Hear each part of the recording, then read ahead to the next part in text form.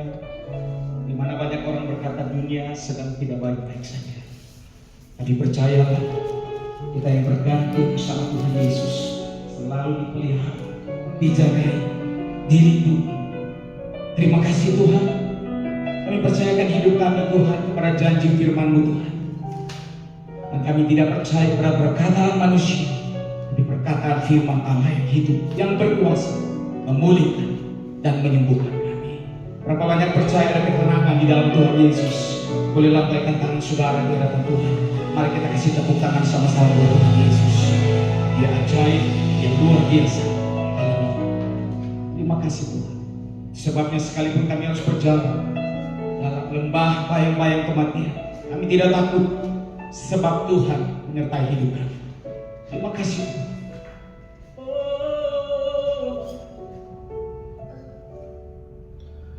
Sekalipun ku berjalan dalam lembah gelap,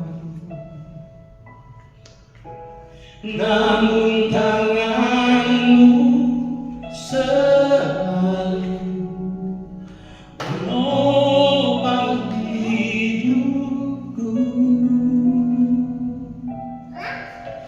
Saat ku dalam ketakutan, Kau hadir di sisiku. Kau berkata, jangan takut, kau hidup tenang. Kaulah Tuhan yang berjanji, tak sekali Kau ingkari kesetiaan-Mu, sungguh terbukti di sepanjang hidupku. Untuk selamanya ku kan setia melayani, mengasihi-Mu. Tiada Tuhan seperti-Mu, Yesus. Kau Aku yang setia. Bisa berikan tepuk tangan saudara-saudara. Ini yang lihat iman kita. Katakan. Sekalipun ku berjalan dalam lembah gelap, namun tangan-Mu selalu menopang hidupku.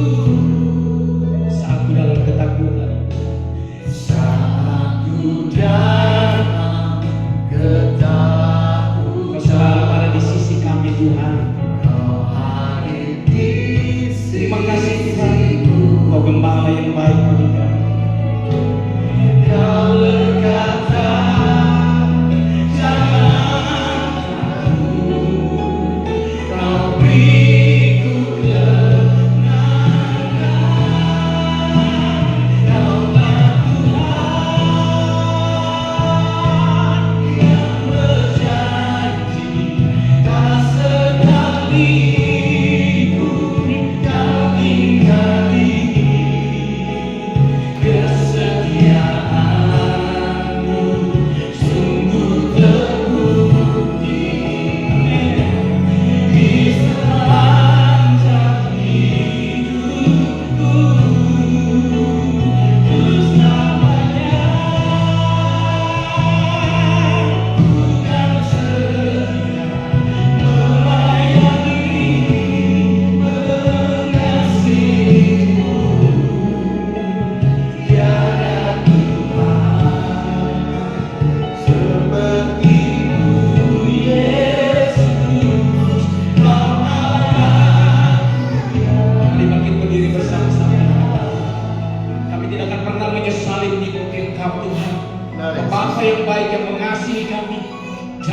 firman-Mu ya dan amin. Terima kasih Tuhan. Kami hidup karena janji Tuhan. Amin. Kami percaya kepada kebenaran Tuhan. Amin. Bersandar kepada Engkau Tuhan. Terima kasih Tuhan. Bapa yang baik. Berapa banyak yang berkata dia tempat perlindungan kita. Boleh angkat kedua kanan saudara di hadapan Tuhan. Jangan pernah takut bahwa apabila kau di hadapan Tuhan. Haleluya. Kaulah Tuhan yang berjanji tak sekali tak sedetik pun Tuhan Yesus meninggalkan saudara dan saya. Bersyukur pada Tuhan yang hebat. Terima kasih kesetiaan-Mu Tuhan.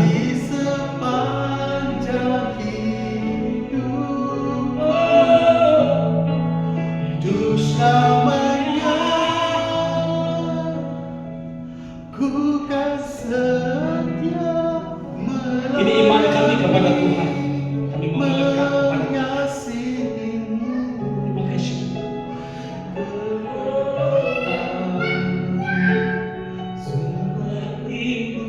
Sekali lagi di hadapan Tuhan. Datang bawa iman.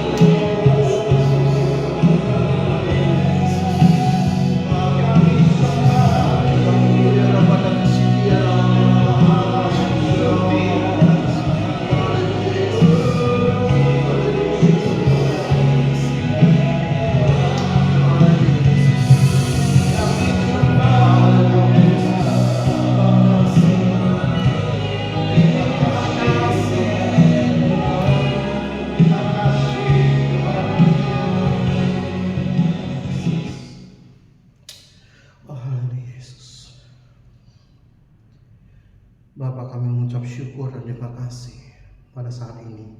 Pagi hari ini kami boleh mencari wajah-Mu. Kami boleh kembali beribadah padamu Tuhan, mencari wajah-Mu. Selamatkan kami boleh bekerja, dan pada hari ini Tuhan kami mencari wajah-Mu. Kami haus dan rindu untuk mendapatkan siraman dan benih dari firman-Mu Tuhan, agar kami bertumbuh dan berbuah lebat bagi banyak orang, sehingga kami terus diperbaharui dalam kebenaran firman-Mu, budi pengerti-Mu Tuhan. Terima kasih Tuhan. Biarlah kami terus dapat memuji memuliakan nama-Mu. Sekalipun guru udara, penguasa udara, sekalipun yang akan mengganggu berjalannya ibadah kami padahkan, kami hancurkan, kami tolak keluar dari nama Yesus Kristus.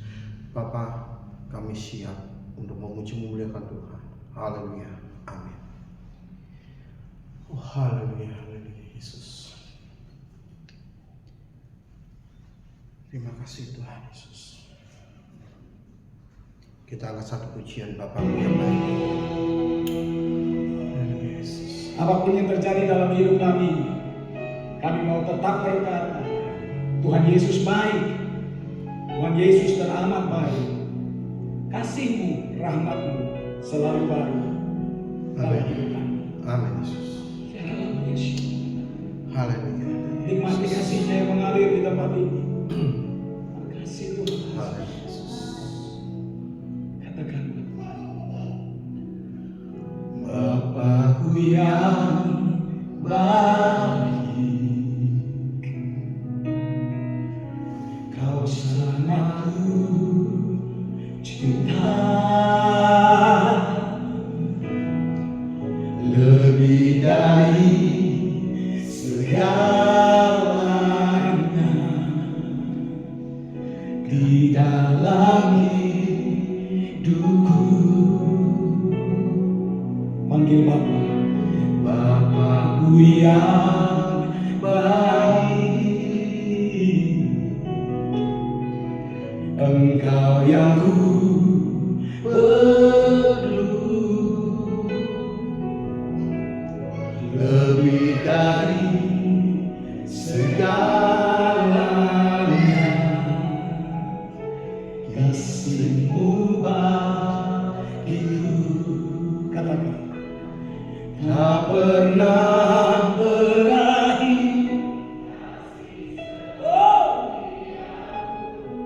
hebat Tuhan.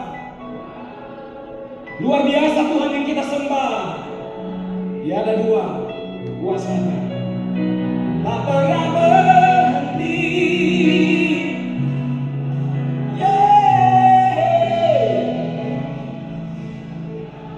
Mari bangkit berdiri bersama-sama di hadapan Tuhan. Tak pernah berakhir kasih setiamu, selalu nyata dalam hidupku.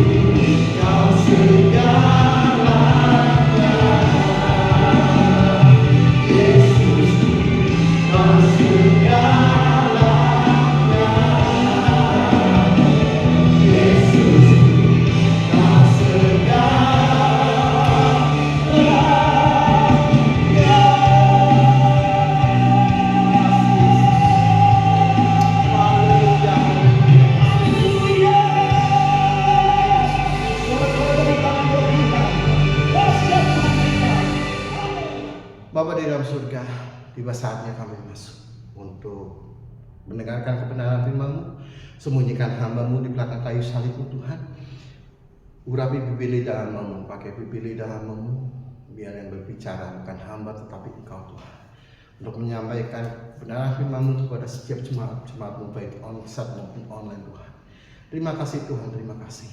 Taruhlah beberapa murid di atas kami, setiap hati kami, untuk selalu duduk diam di bawah kaki-Mu dan mendengarkan apa yang menjadi kerinduan-Mu terhadap kami semua. Biar kami keluar dari tempat ini, kami bukan hanya pendengar firman, tetapi kami pelaku-pelaku firman. Sehingga kami berbuah-buah lebat, sehingga menjadi dampak bagi banyak orang. Terima kasih Tuhan. Dalam nama Tuhan Yesus Kristus, haleluya. Bapak Ibu Saudara kasih Shalom, selamat pagi. Ini di minggu terakhir di tanggal 29 Maret. Dan puji Tuhan, kesempatan hari ini kita boleh kembali melakukan ibadah. Bukan rutinitas ibadah ya, tetapi kita boleh mencari wajah Yesus dan kerinduan hati kita untuk terus disirami dengan kebenaran firman Tuhan. Bapak Ibu Saudara terkasih di dalam Tuhan, belakangan hari-hari ini setelah Lebaran, banyak harga-harga yang terus melambung naik, melonjak naik.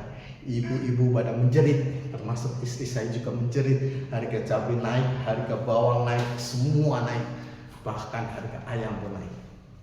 Ya, dalam khotbah kali ini saya tidak membahas masalah bawang, masalah cabai atau masalah ayam, tetapi di sini saya ingin menyampaikan banyak sekali orang dunia ya sudah krisis BBM ya, dan ini Indonesia mulai masuk di masa krisis ya, Bapak Ibu Saudara. Jadi pada hari ini banyak sekali orang yang merasa ketakutan. Banyak yang mengatakan ini akhir zaman. Sebentar lagi Tuhan Yesus datang.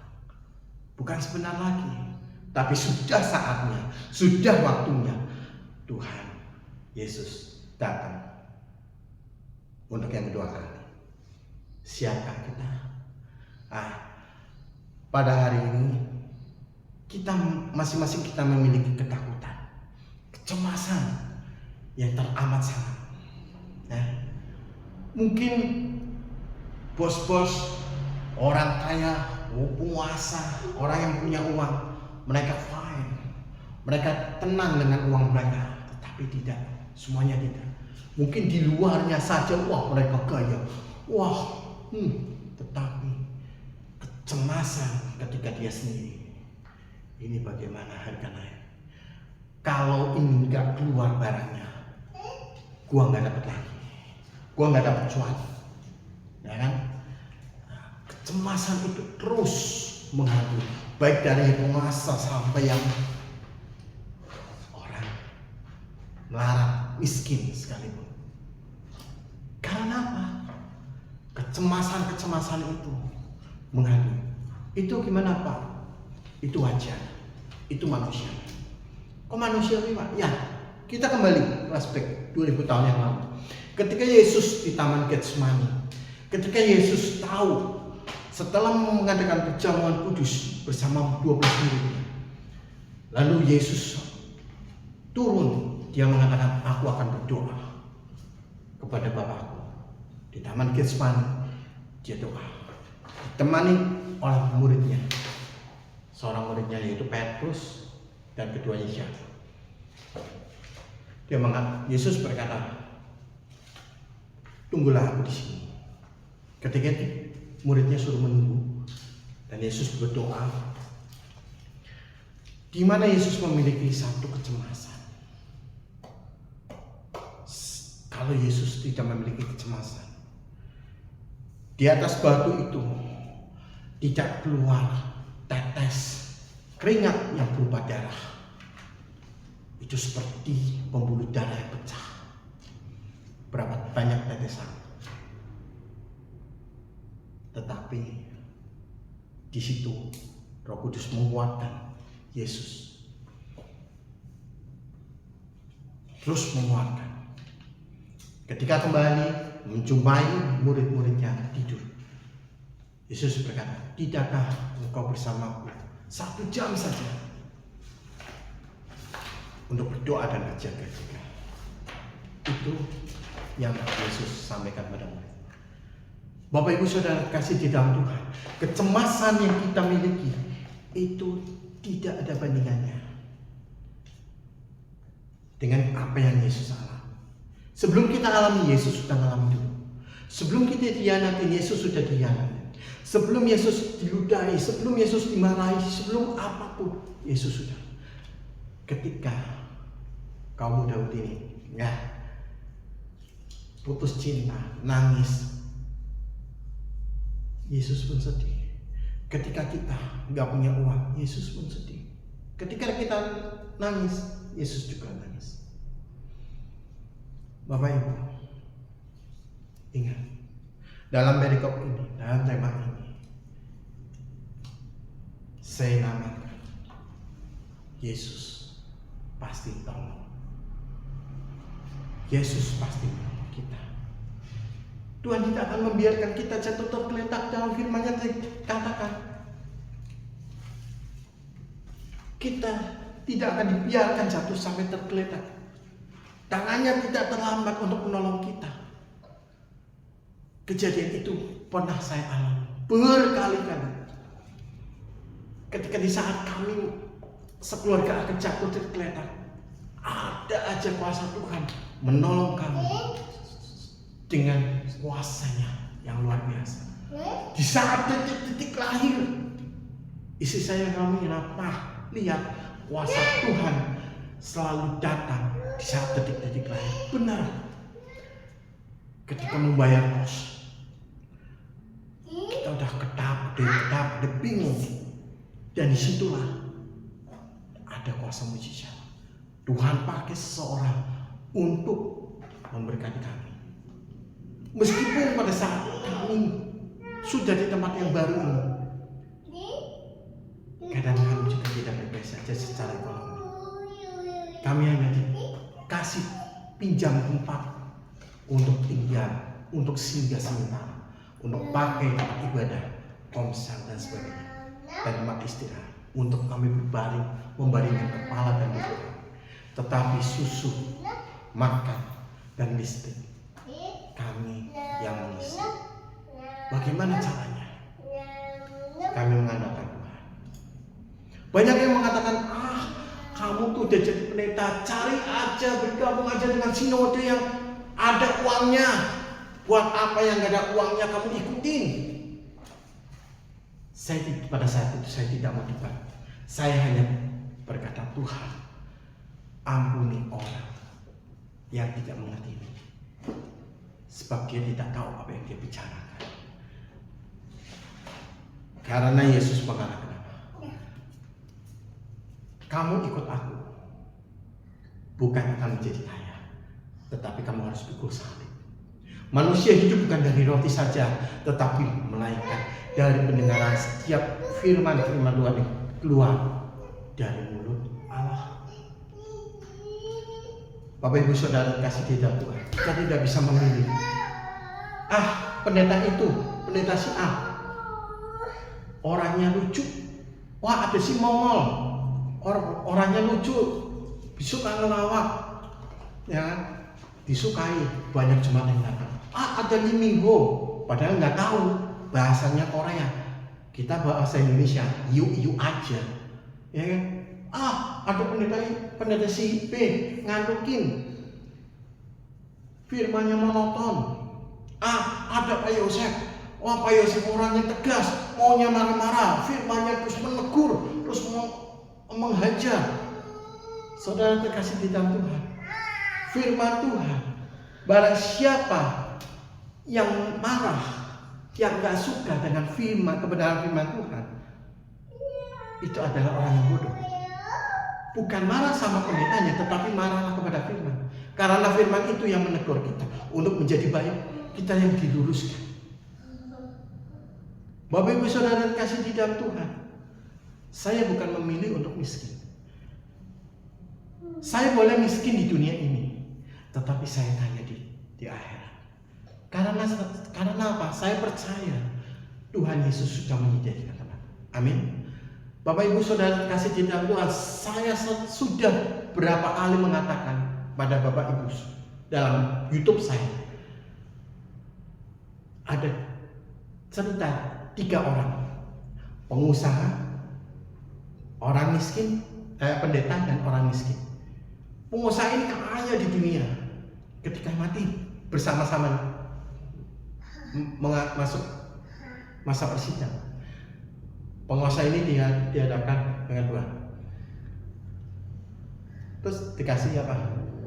Rumahnya reot. Dia dapatkan kunci. Ini, dia senang banget mendapatkan satu kunci. Kunci rumah nih. Dia datang ke sana. Diantar oleh malaikat. Dan disaksikan dengan 2 orang. Begitu, kok rumahku ini? Dia nggak terima. Sedangkan Allah Bapa kita mengatakan apa? Dulu kamu di dunia sudah kaya, ya kan? Tetapi kamu tidak melayani aku di dunia. Kamu dengan kesenanganmu sendiri, dengan mencari popularitas pribadi. Tetapi dari sini dikatakan apa? Inilah rumah. Mau nggak mau dia terima seorang pengusaha itu. Rumahnya reot, bocor, udah mau hancur. Sedangkan pendeta ini dipanggil oleh Tuhan. Engkau seorang hamba Tuhan yang aku rapi. Di dunia ini kau sudah melayani jemaat-jemaatku domba-dombaku. Ini kuncinya. Ketika mendapatkan kunci, tapi tidak boleh buka dulu. Si pengemis itu dipanggil. Kamu di dunia ini, kamu miskin, kamu nggak punya apa-apa, kamu gelandangan, kamu segala macam. Dan sudah saatnya kamu mendapatkan kunci, di mana kamu dulu sudah melakukan apa yang aku perintahkan. Ketika kamu nggak ada uang, kamu mau berbagi dengan sesamamu, meskipun kamu kekurangan. Dikasihlah kunci. Sama-sama nih yang pendeta dengan orang miskin ini sama malaikat datang ke satu rumah si orang miskin ini. Ketika itu orang miskin ini, kok rumahnya besar? Dikira pendeta, ini rumahnya pendeta. Ternyata bukan. Malaikat ini rumahmu, Pak. Silakan. Orang miskin, saya tidak panas untuk menerima kebaikan Tuhan pada saya. Udah saatnya. Dan di situ pendeta itu cengar-cengir asem, berarti aku dapat yang lebih besar ini. Pendeta ini diajak malaikat ke satu tempat tanah kosong. Diajak, kok saya dibawa ke sini malaikat? Iya, ini adalah tempatmu, di mana dulu kamu melayani Tuhan. Domba-dombaku sudah kau layani, tetapi kau tidak membajak. Engkau hanya memanfaatkan orang-orang, meninabobokan jemaat-jemaat, dan kau memeras uang-uang mereka demi kepentingan kamu sendiri dengan perpuluhan, dengan segala macam. Ini saatnya engkau di surga melayani Tuhan dengan membajak tanah ini untuk engkau tanam. Bapak Ibu Saudara dikasih di dalam Tuhan, dari sini kita harus dibukakan pikiran. Oh, berarti kita di dunia harus miskin, Mak? Bukan. Di dunia ini kita perlu uang, tapi bukan segalanya itu uang. Ya, kita jangan mau disetir oleh uang, tapi segalanya itu perlu uang. Bagaimana? Kita pintar-pintar. Uang jangan sampai menyetir kita, tetapi kita yang menyetir uang. Amin. Bapak Ibu Saudara kasih tidak Tuhan. Firman Tuhan mengatakan apa? Kita hendaklah berjaga-jaga dan berdoa. 1 jam saja. Kita duduk diam.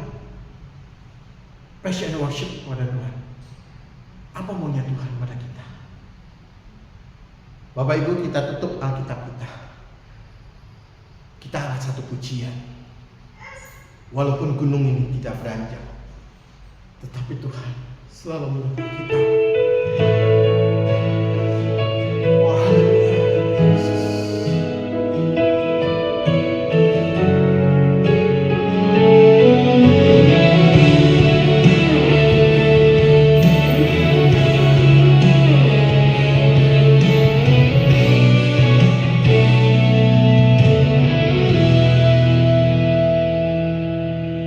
Jiwaku bertanya,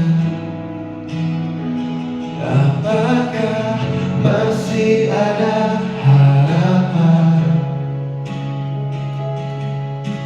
melewati tangisan, rasa sesak di dada. Imanku berkata, Tuhanku yang pegang kuasa,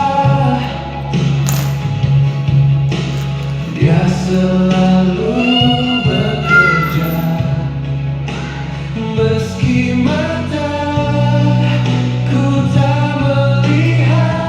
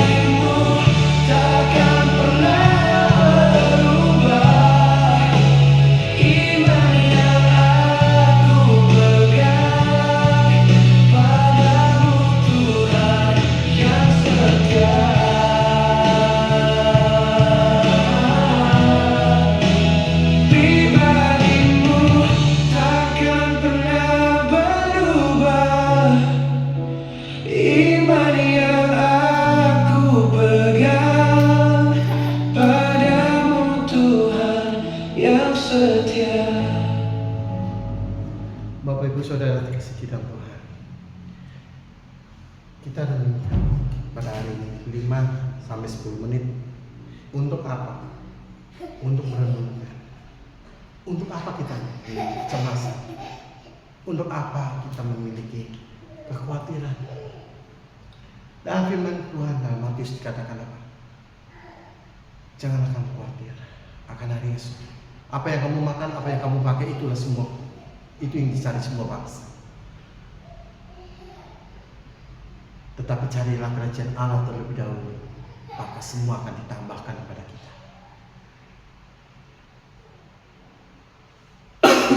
Bapak Ibu Saudara kasih di dalam Tuhan, kita ambil sikap doa. Kita tutup ibadah kita pada pagi hari ini. Bapak, terima kasih, kami mengucap syukur buat kasih-Mu, buat kasih karunia yang Kau berikan pada kami.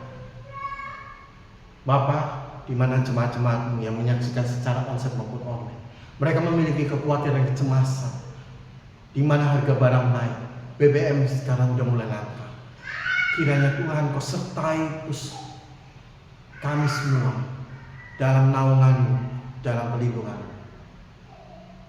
Tidak juga kami lupa untuk mengucap syukur dan berterima kasih kepada Pak Joni yang sudah memberikan tempat ini untuk dipakai sementara tempat tinggal kami sekeluarga dan ibadah dan komsel.